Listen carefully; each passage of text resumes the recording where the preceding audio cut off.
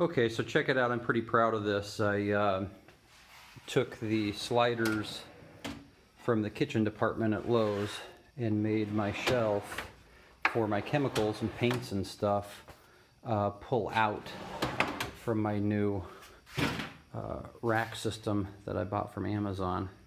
So all of my chemicals and stuff will fit in here.